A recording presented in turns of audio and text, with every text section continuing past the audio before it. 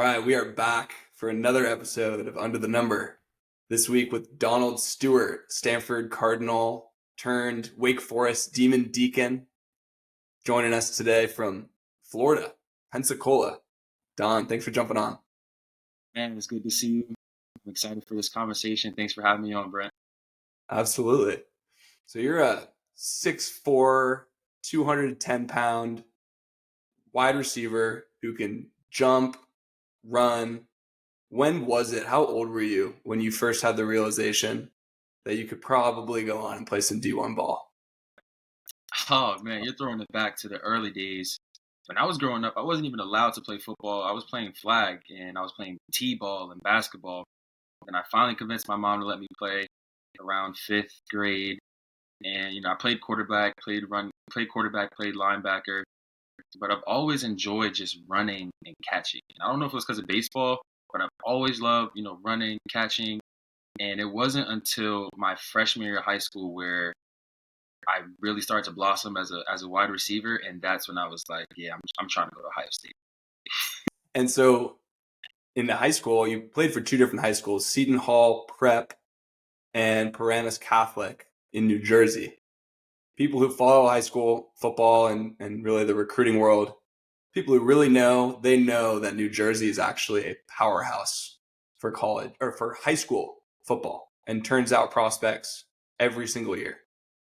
Talk a little bit about the New Jersey landscape and some of the level of play that you got to compete with when you were at those two schools.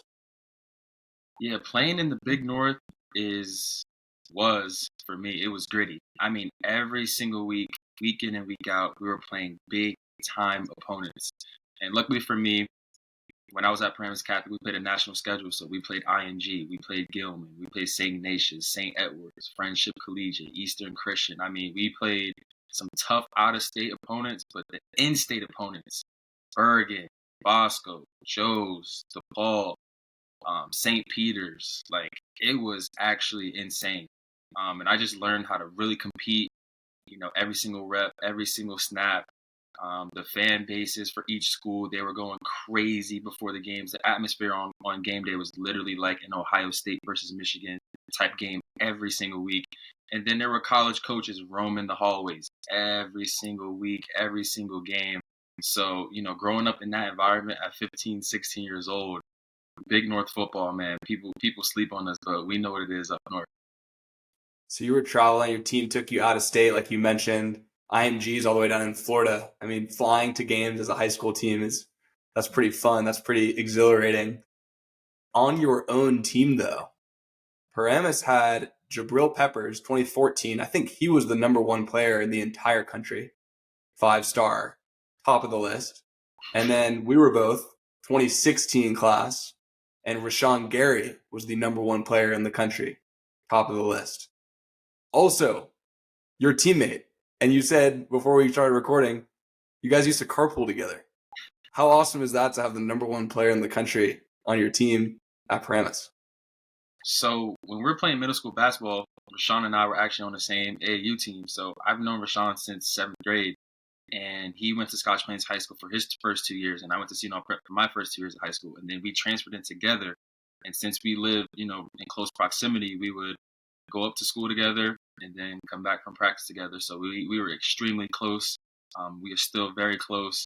But in high school, we had the rap battles, in the car, food fights, slap boxing, all that type of stuff, man, high school kids do. So definitely miss and appreciate those days that our parents took us to school and all the sacrifices that they put in for us to succeed. And so you did actually overlap with Jabril for a track season, right? Yep. That guy's highlight tape is legendary. If you haven't seen it, go watch it. But, I mean, whether it's track or on the football field, the most overused saying, but it is true, is that iron sharpens iron. Talk a little bit about what you got and some of the benefits of having those guys. Obviously, the people in your conference at the Bergen Catholics and St. Peter's Preps of the world, of the New Jersey high school football world, that makes you better. And also having them as your own teammate. Talk a little bit about how that elevated level of competition served you as a player and helped you develop into the recruit and college player ultimately down the road that you became? When I transferred to Paramus Catholic, I had no idea the type of intensity and tenacity that coaches and players had at that school. So when I first came in, like I said, I was shocked. I was shocked. I mean, in the weight room, in tutoring after class, and then on the field, it was just different animals. So when I transferred in, it was about April of my sophomore year, 2014, and it was track season. And Jabril at this time, he had all the accolades. He had 4 state championships in football and then 3 state championships in track. So he was going on to win his 4th state championship in track. And, everybody's outside competing and working. And he's like, he's working so hard. And it's like, you would think someone is like, slacking off during this time. But his work ethic, his attitude, his demeanor, it was just like, he was confident who he was, but he put in the work. People just think like, oh, like you're born with that, you're born with this. But, at a young age, for me to see someone who was the number 1 player in the country, but also had probably one of the number 1 work ethics and attitude, it kind of sharpened my mind to really formulate how I had to proceed with my process on and off the field. And that's how I translated being a really, really good wide receiver and also being a really, really good student in the classroom. I mean, there are some programs across the U.S., California, Texas, Georgia, Florida, New Jersey. I'm sure I'm missing plenty of states that have high caliber programs too, but there are some high school football programs in the U.S. that the way they are run from top to bottom, from the way that they set expectations for middle school kids who are going to show up, all the way to the way that they engage recruiters and make sure that their guys are most set up for success. It mirrors a college program to the greatest extent possible.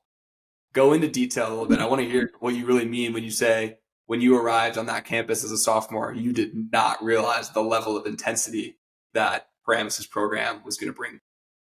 Yeah, so when I first got there, they would have meetings and lift before class. So we'd drive up, 40 minutes on the parkway, get there, run through the plays, run through the script for practice. That was like, 13 hours later in the day. Go through class, we were taking the honors and the APs because, we were trying to get into Stanford. So that was grueling. And then after, getting into the weight room, it was like everything was a competition, like picking, like running over to get a weight, or like how many pull-ups can you do, or like staying after, like everyone stayed after. Like there were no real, I guess, like leaders of the team, because the team was literally the leader of the team itself. It was actually insane. And in the meeting room, so after lift, we would go to the meeting room and people would stay after in the meeting room. So you're staying after class to do tutoring. You're staying in the weight room to do more reps. And then you're staying in the meeting rooms to go over more plays and watch more film. And then you go to practice and you're staying on the field after practice. So that's what got ingrained into me at an early age. And, I just thought that was normal. And I talked to my friends from other schools and they were like, yeah, we're not doing that. And I'm like, wait, what? I thought this was what everybody did. But it wasn't. And that's why I'm so grateful, because that's what gave me that edge to be able to play Division I football at the highest level. Has Paramus had one coach who's kind of stood the test of time, or is it more just the values and traditions of the school that are so ingrained that no matter who's at the helm, the expectation's been set and like it's not going anywhere? When I was at Paramus Catholic, we had tremendous support from the administration, from the student body, from the community. And, there were a lot of good coaches that, that were there when I was there or who are there now. But my favorite coach was definitely Coach Guess. He's currently a practicing lawyer, an attorney, certified in New Jersey. And he was my receiver coach. And I remember every day we would start practice, catching bricks. And if we dropped the pass, we would have to go run up and touch the living sign. That was our motto, like living. And we had to like go run up the bleachers and touch the living sign or whatever. But he was extremely hard on me, and he was one of the main catalysts for my growth on and off the field, which allowed me to go to Stanford. And when I finally got into Stanford after, taking the SATs and all the interviews, he was like probably the most proud, person for me outside of my family. So Coach Guest, shout out to you, man. Thank you for believing in me. That's awesome. So as a high school player, what would your player profile have looked like for a scout who was filling out a chart on you? how did they describe, 15, 16, 17-year-old Donald Stewart at receiver? 15-year-old D Stew. We're gonna kick it off with 6'3", a whopping 182 pounds. Um, no speed, no change of direction. Just out there hooping, just out there, just like give me the ball. Whatever happens, happens. We'll make it shake. But hands definitely a 10. IQ definitely a 10. I would say yards after catch was definitely probably a 7, 8, and I would say leadership on a 10. I would say energy level on a 10, but definitely needed some work on routes and footwork. And then, you just gave a shout out to one of your high school coaches. How did you develop? How did you actually go from being this blank canvas of a kind of freak athlete to someone who actually was kind of fine-tuned, or at least ready for the next level when it came to route running and your ability to make a play once you have the ball in your hand? Yeah, Brent. So I studied the game, man, and my favorite receiver growing up was AJ Green. So I would just watch his highlights and I would study him, and then I would also watch Terrell Owens, and I kind of say I was like a mixture between the two. And whatever they did, I just try to model it after my game. And then when I had the chance to go to the weight room and run track and watch film, I would imagine myself doing the same type of movements or trying to figure out how to get out of sticky situations before they actually happen. And as my body started to mature, as I began to have more confidence, as I was at PC getting challenged every single day, all day by the best, I had no choice but to rise to the occasion. And when my coaches called on me to, make the plays and clutch moments, that's when I really knew that, I was like that and I always came through. So that's why I always credit and give a lot of credit to my coaching staff and my teammates, but it was definitely a work in progress, starting from Mighty Mites at 5th grade, going all the way up to 12th grade, and definitely a blessing, definitely. So just based on some of the programs that you mentioned at the beginning that you guys played against and the places you went for those games, flying down to IMG Academy for a game on ESPN as a high schooler against Shea Patterson at the time, I know for a fact that you were playing against a bunch of guys who are now in the NFL and tons of guys who went on to be excellent college football players. What game stands out as one that you were the most nervous for? Oh man.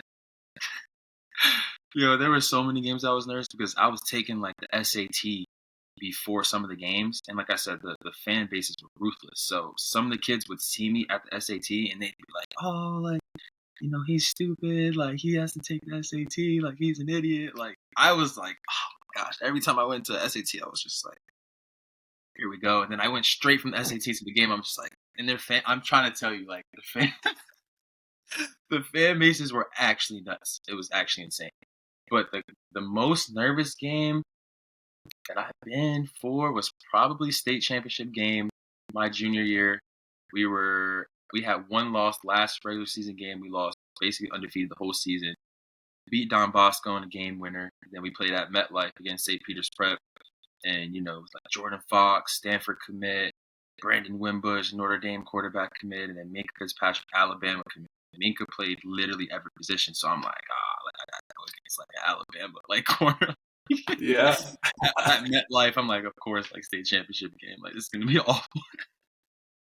Were you matched up against him? So he played safety, but he covered me a few plays. But like I said, he was all over the field. So that was definitely because I knew the scouts were going to be there. It was December. It was cold. It was rainy. It was the last game. They were seniors. I was a junior. That was my first time, playing at MetLife after going to Giants games growing up. And I'm like, here I am about to get put on the big screen by Minka. He's going to jam me to the ground or something. But luckily for me, Brent, that did not happen. I went 3 for 160 or 2 tugs or whatever. That's like that Randy Moss game. Are you kidding me? Yeah. But luckily, like I said, I didn't get slammed into the ground. Yeah, it sounds like you escaped that one just fine. Yeah. So obviously, high school career pans out and you were rewarded for those types of performances because you racked up a bunch of offers. I mean, some were more local in the Northeast with Boston College, UConn, Maryland, schools like that. But it also went across the country. I mean, Illinois, Iowa, Michigan, Northwestern, Pitt, Ole Miss, Vanderbilt, obviously Stanford. Tell me a little bit about some of those interactions with those coaches and the feeling of getting that first offer. And I'd also like to hear if there was kind of a snowball effect, because that tends to be a common theme that once one comes through, the floodgates kind of break open sometimes for guys. Dude, that's a great question. So I got my first offer at the end of my sophomore year. So I played freshman football, played varsity, started as a sophomore, and then like I said, I transferred to Paramus Catholic in April, and I got my first offer from Temple in like May, June. So we were in talk with them for a while, but it started to pick up more when I was at PC. And the coach called me and he said, he's going to offer me a scholarship my sophomore year. And I told my brothers, and we were, punching each other. We were punching walls, knocking over tables in the house. Like, we were jumping. We were going crazy. My mom came downstairs, like, getting ready to, like, punish us or whatever. And I told her, like, I got a scholarship. And I don't think she really knew what that meant. And she was like, boy, go back and do your homework or whatever. So I'm like, all right, like, cool. And then they're like, no, like, Josh is going D1. Like, he's D1 now. So, yeah, I remember we shared that moment together. And then it wasn't until later where she realized, like, I was going to school for free. And then she was like, oh, that's what was going on. Like, okay. So for me, it was like my junior year was my best year. And that's when I started to really blossom as a receiver, as a student, as a person. I got noticed for it. So I ended up getting, like, I don't know, maybe like 20 offers after my junior year. And it helped that I played, with Rashawn, who's the number one player. But what stood out to me the most was probably the funniest, some of the best moments was I went on a lot of my officials with Rashawn. So I went on, I think it was Michigan and Auburn with Rashawn. And since he was the number one player, they whined. And you think you get winded down on official, wait until you go with the number one player in the nation. So I think that was probably. What'd they take you to do? Dude, I mean, we just went out to all the rest, but the things that they were saying, I'm like, that's not true. Like, you guys are capping. Like, come on now. We're going to give you a room on the water overlooking the baseball stadium. You're going to get this, and you're going to get a car, this. And I'm like, there's no shot. Then at 17, you're like, wait, maybe he might get this, but it doesn't pan out that way. Well, now with NIL, it's a whole different landscape. But my officials, I did Stanford, Michigan, Boston College, Auburn, and my top three were Stanford, Michigan, and Wake. So it was a great experience, and I would advise all kids to take all 5 officials. I took like 3 back to back to back. My mom was like, "Okay, that's enough. That's it," because I was getting picked up in a limo every Friday. Like, I was out.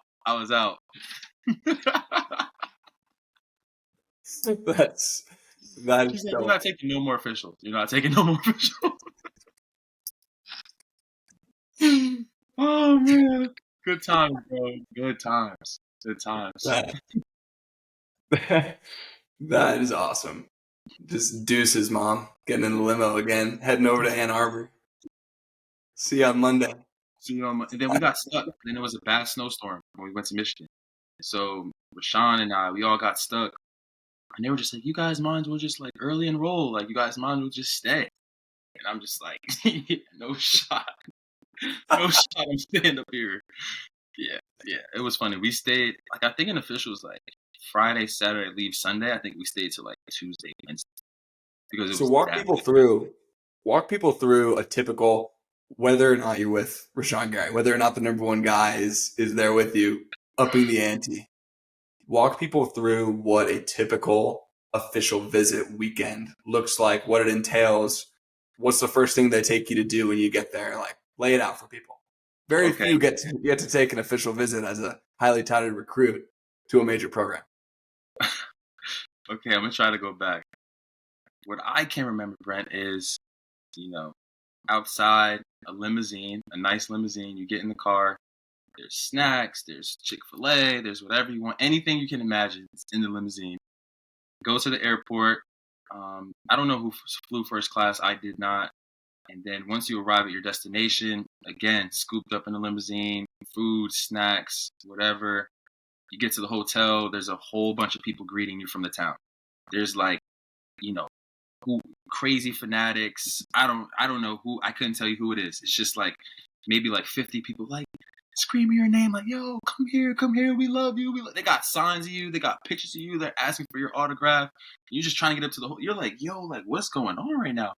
You check in for the hotel, like somebody like walks you up to the hotel, like takes your bags, walks you up. You get into the room, there's like a whole cookie cake, like the big cookie cake that like encompasses like the entire diameter of the bed. Like it's insane. And it's like ice cream, more candy, just a whole bunch of just like pictures of you, everything. Like they got your name on the TV, pictures of you on the TV, and then take a quick shower. You go out to eat with the coaches. They wine and dine you again. More free food. Everything's free. You don't pay for anything. More free food, and then they take you on campus, and then everyone knows you on campus. Like all the girls, the cheerleaders, everyone knows who you are. Everyone's like, you got to come here. They're giving you, the people are trying to just give you as much love as possible. So that's pretty much all the whole entire weekend, visiting with the coaches, the players, they showing you around. And then when you leave, you go back on the limo, more Chick-fil-A, get back home, more Chick-fil-A back in the limo, and then it's back to school Monday morning. Yeah, that'll have your high school buddies asking about your weekend when you get back from something like that.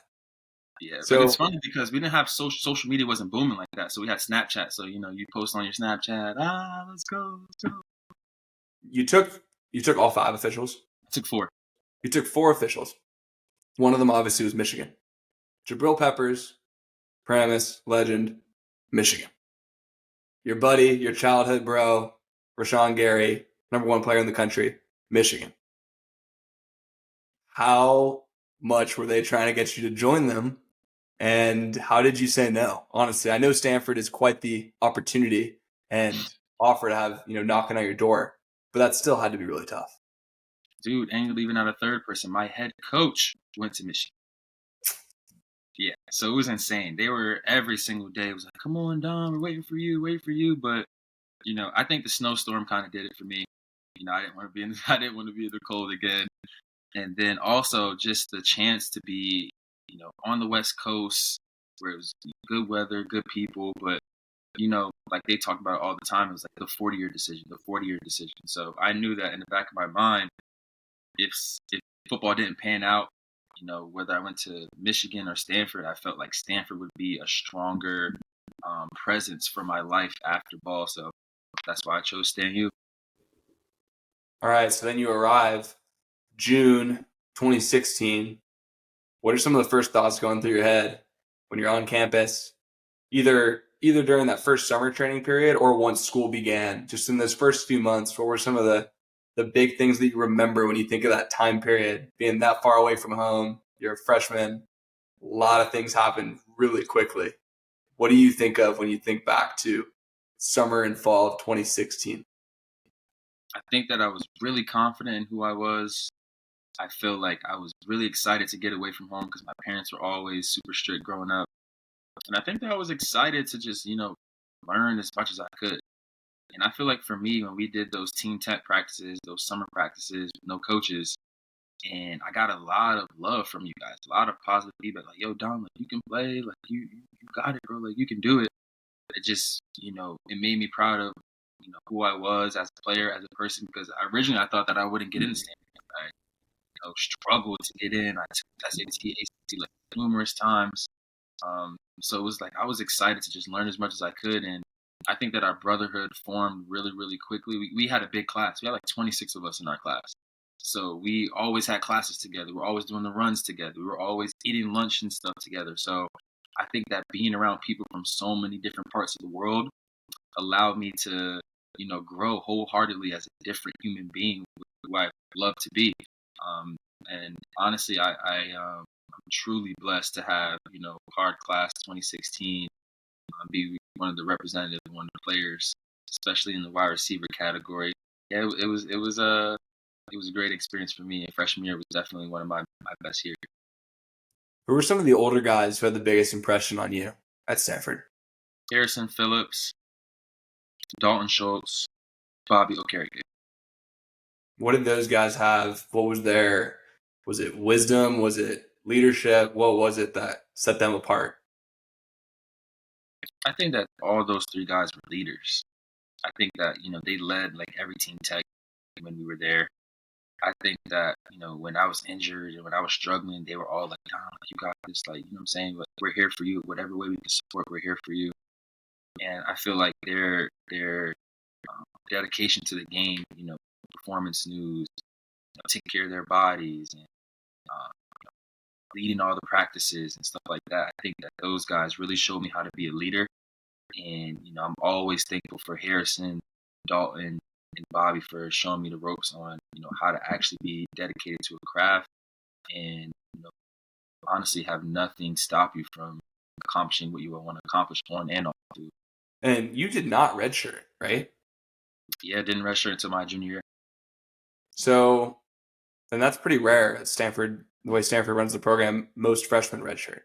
And that was a pretty talented receiver room. And there were receivers ahead, older guys, and coming in behind you, where there was talent everywhere. JJ Arcega-Whiteside, obviously Trent Irwin, who we spoke to a couple weeks ago, Osiris St. Brown. Like there was just a pretty consistent talent pool. And I always ask guys this on this podcast, like when you're coming out and you're this big recruit and you're the star of your high school, you've definitely never not started. How does it feel to be in a crowded room all of a sudden where you're actually not the number one guy immediately? It's interesting because when I went to PC, I didn't start off as the number one guy. I was scrapping because I transferred in and everyone else was already D1. So I was scrapping to get on the field. So when I finally scrapped on the field, I was like, I'm never going to, not know what it feels like to fully earn something. I know what it feels. I know what it takes. So when I started off at Stanford, I already knew what position I was in. I already knew what I had to go through. So my mindset was just take it day by day, scrap, and when your opportunity comes, make the most of it. So, shout out to JJ for like literally never giving me a chance to play because he broke every single record when we're there. And Trent had on lockdown the other side too. But I love my receiver room, man. Those guys, like I could name everyone in the room. I love everyone like brothers. And that was truly, truly, truly a special experience being a wide receiver at Stanford from 2016 to 2020. Those guys are world-class human beings. When you come in as a freshman, you have one kind of expectation in your head of what it's going to be like, right? That everyone thinks they know what the program's going to be like, what your day-to-day is going to be like, you name it. So I guess I'll make this a multi-part question, but I'll ask the first part here. What was your biggest wake-up call? Whether it was in training, practice, whether it was an in-game moment, do you have anything that you recall where you were kind of thinking, okay, this is what it's all about. This is the real deal. So being at Paramus Catholic, we had triple days. So our first year at Stanford, we did double days. I was kind of like used to it. Was game days were, extremely exhilarating. The atmosphere, same like in high school, but in a bigger scale. But I think the worst part that I did not see coming was the rope. I did not see the rope coming, and they were like, "Yeah, like this is what you got to do." And I saw my friends go before me and pass out on the floor right in front of me, and then I had to go up and look at my hands and look at the rope and look at all the people on it, like going to challenge me. So I think that was a wake-up call. The off-season workouts, the grueling winter where it rained every day, it was cold. 6 a.m. Yeah. Tell the people about 6 a.m.s. Oh man, that was probably the worst moments of college for me. It's basically like an hour straight of competition, within your position group. And for me, I started off against JJ, who had 30 pounds on me. So he's dragging me through all like the strength competitions. And then he ran a 4.3, so he beat me in all the speed competition. So it was just like, it was the rain that day was twirling over the field. It was cold. Like we were shivering. Like After biking to the facility. After biking across campus at 5 a.m. And a hilarious thing that I'll never forget about that same day is the graduated seniors or the fifth years. I gotta give it to them. This is pretty funny. They stuck to the joke so firmly. They got up at 5:30 or whatever time, 5 a.m., so that they could stand on the little turf mound right outside of the Stanford locker room and watch all the young guys walk out to their misery on the field in the rain. And they brought a grill and they were cooking breakfast and they had champagne and they were drinking mimosas. I'm picturing like Craig Jones and Chris Harrell and like the old guys. They went all the way out there just to do that little bit and watch us because they were done.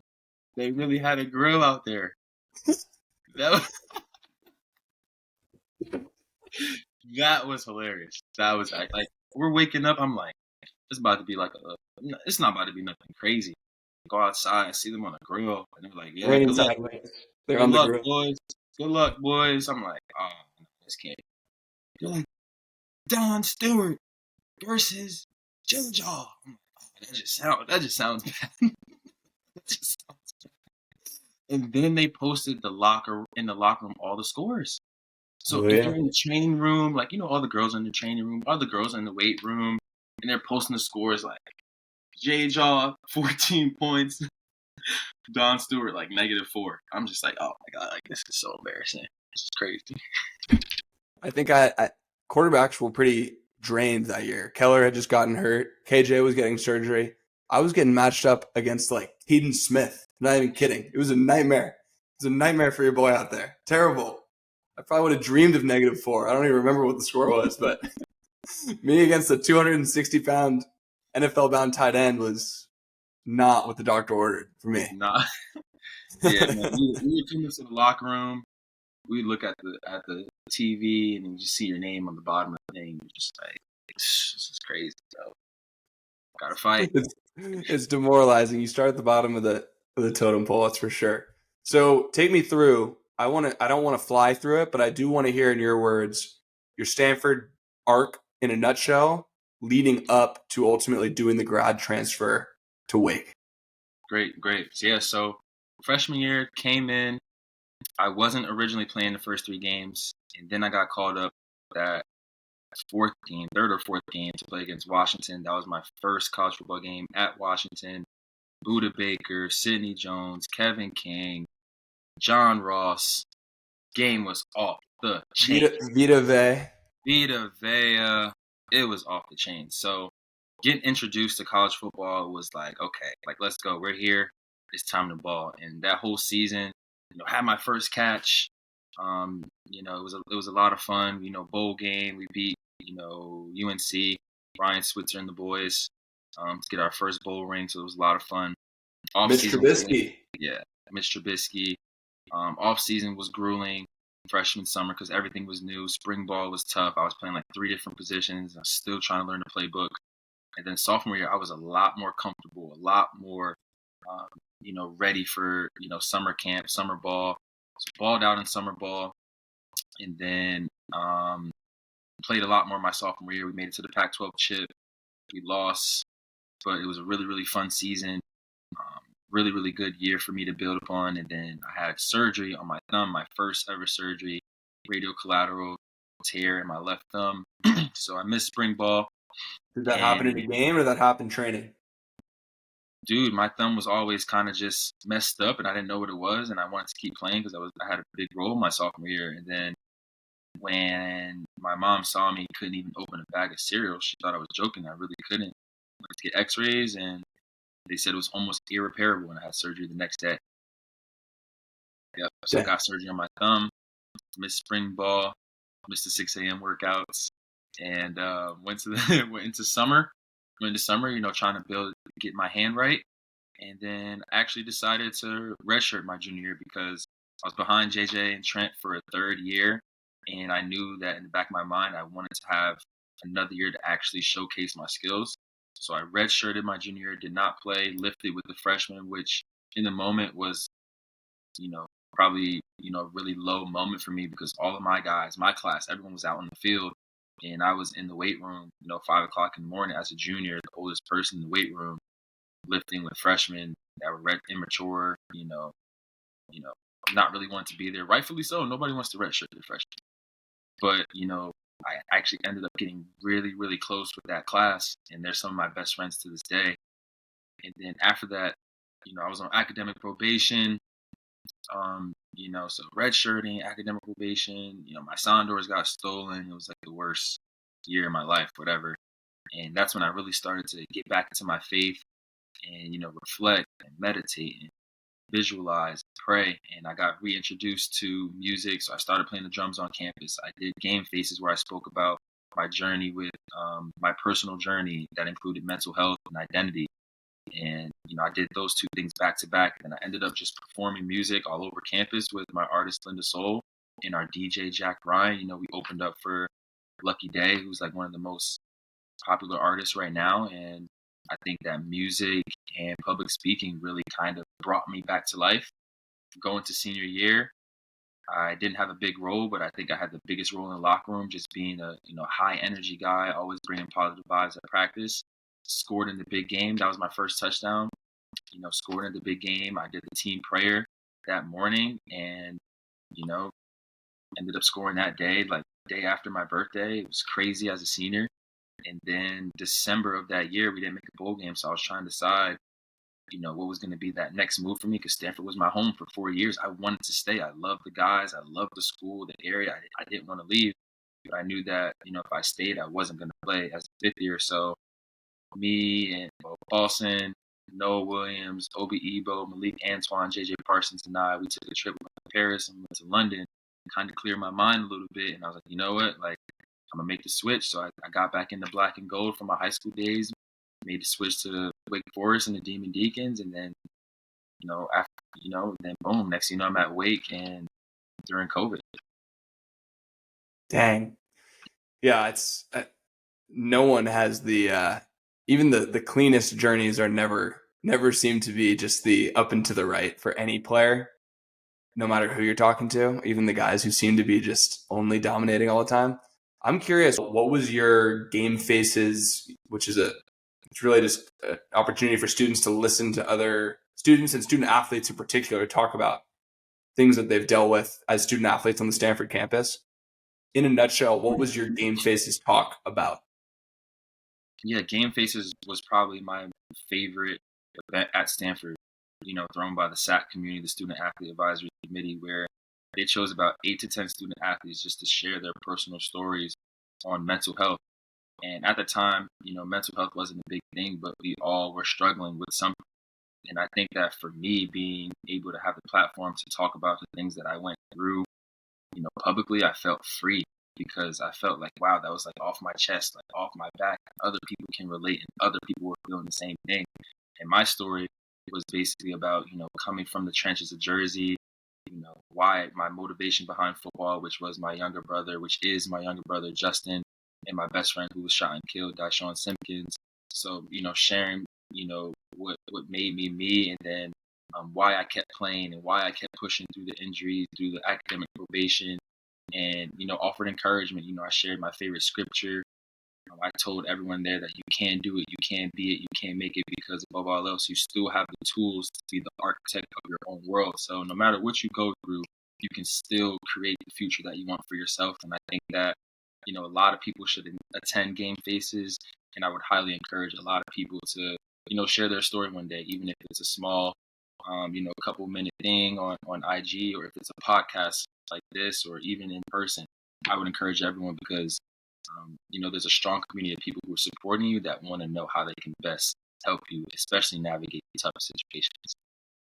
And I know that you're really close with your family, all your siblings. Talk a little bit about your brother and why he's kind of the reason that you played the game. Yeah, so growing up, Brent, I was just trying to get out the house to, get out of doing chores and stuff. And I really gravitated towards football, just running, catches, the physicality. And as I started to, really blossom as a player, people started to make fun of my brother less and less. And people don't know what, the craniofacial difference that he has. He has cleft palate, which he's basically born without the nose, the bone that we have right here in our nose. So his nose was essentially flat growing up. And I just, couldn't go around fighting everyone, because, we had long talks with my mom, Jordan and I, trying to defend our brother. And then a lot of my passion and pain went into football. So I used to cry before all my football games, especially in high school. and my coach allowed him to be on the sideline. So he was there, like, yo, you need this, you need to catch this, like, you need to block this guy, like, let's go. And I'm like, let's go. I had my team supporting him. So that kind of carried me through high school, carried me through Stanford. And, just to be able to share that, I never publicly ever shared that ever. And I don't even know to this day like, what made me do it. But, the support that I got from Stanford, the support that I got from my family and my community about, why I played and how I persevered and what Justin means to me, and then my best friend passing, what he meant to me, because he was a cornerback in high school. So we went against each other every day. We were both trying to go D1. And at the end of his freshman year, he got shot and killed with his cousin. And my last year at Wake, we were actually going to play against each other because he was at North Coast State. We were actually going to play each other. So that would have been crazy to experience that. But they both played a huge part in my life. But, shout out to my brother Justin. He's doing this thing. He's a model. He's a coach. He's pursuing acting. He's an entrepreneur. He's doing this thing in New York. So I'm super, super proud of him. And, I love my little bro, man. That's great. I mean, that's challenging, to put it mildly, but there are always things that motivate people definitely behind the curtains. When you were at that low point, you said it was like the worst year of your life. You were on academic probation, so not cutting it in the classroom. You were injured, right? You had your messed up thumb. You're recovering from surgery. You mentioned you had your Sondor stolen. For anyone who doesn't know, that's an electric bike. That's like your key to zipping around campus. It's a problem when that gets stolen. Things were not working out, and you said that you really turned back onto your faith. What was the moment, or what was the turning point for you where you were able to go back and really lean on that foundational part of your life? Yeah, Brent, I grew up in the church, with my grandparents, my family. So that's where I grew up. I was singing in the choir for out loud. I had to be at church every single Sunday. And I think when I got to California, I kind of lost my way because nobody was saying, hey, come on, let's go to church. Let's go to service. Let's do this. So I kind of just got away.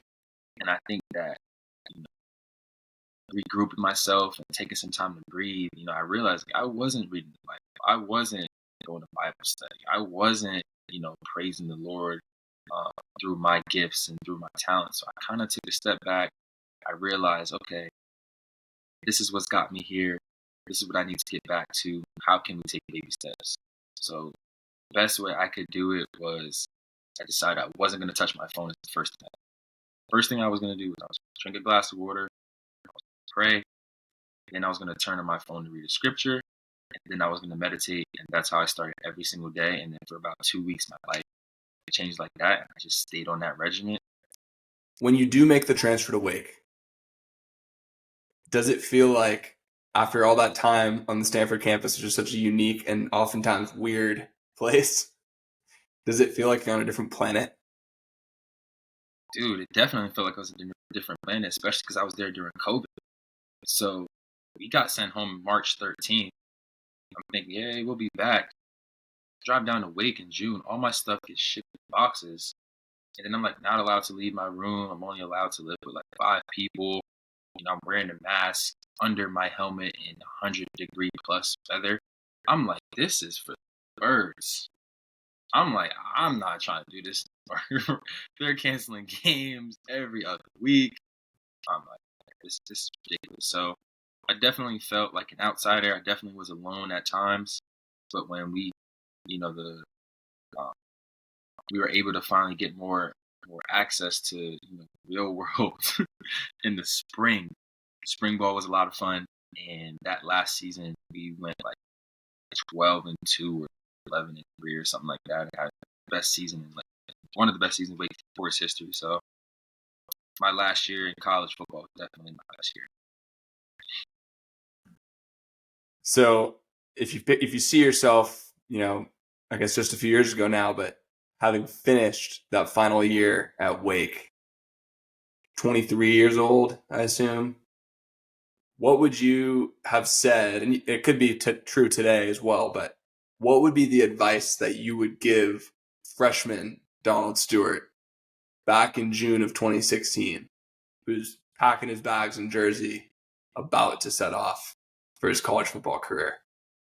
I would probably say, never lose confidence in yourself. I think that, sometimes we put a lot of pressure on ourselves for no reason. Sometimes I feel like in our imagination, we create problems that haven't even happened yet. And I feel like sometimes we get too low on mistakes that we can bounce back from. And I feel like learning to always have confidence in yourself in the classroom, field, in the meeting rooms, wherever you're at. Never lose faith in who you are. Secondly, I would say, find your balance before you get to college. I think that I was forced to find my balance because everything around me was going wrong. It forced me to, but I would say find your passions outside your sport. So that way, when you get to college, you already kind of know what you're interested in, what you enjoy doing. And then thirdly, I would say network as much as you can. I feel like a lot of my friends, my first 2 years, were just guys in the locker room, which were great, great people. I love being a part of the Stanford football community. But in order for you to really expand, you really need to learn about, different genres, different people, just different things going on in the world. So you need to network and get out of your comfort zone of people who you spend every single day with. So, yeah, I would say confidence, find your balance, network. So post Wake, we were talking before the show. I feel like I can't keep up with you. Everything that I see on Instagram, it's something new, whether it's more music, coaching high school football, personal training as a receiver, playing some Canadian football, having NFL workouts, being an actor on an HBO show. You're everywhere. So what's currently happening in your world and what's next for D Stew? Yeah, so currently right now I'm training, staying in shape for my next NFL opportunity. Secondly, I'm exploring, different passions, different interests, specifically towards, coaching, music, acting, public speaking, a little bit of film and documentary. So, exploring some passions. And then thirdly, I would just say, taking it day by day and, networking and enjoying my life, enjoy being in my mid-20s. It's a short time period where you can reflect, can utilize your time to really suit you up for life long term. So, I'm just enjoying my mid-20s, man. I'm trying to take it day by day and, set myself up and my family up for long-term success. All right, dude. I really appreciate you jumping on. Whatever you got next, I'm sure you're going to be able to tackle it. I seriously appreciate your time, and it was awesome catching up with you. Brent, my man, we came into Stanford together in 2016. I want to say that I enjoy, all of our conversations, going out off campus, just walking, just, talking and vibing, shout out to, your family. I love what you're doing in the community, love what you're doing with the podcast. Thank you for having me on. And, I'm a brother for life, staying your brother for life. If there's anything I can do, man, holla at your boy. Thanks, bro. I appreciate it. You have a good one.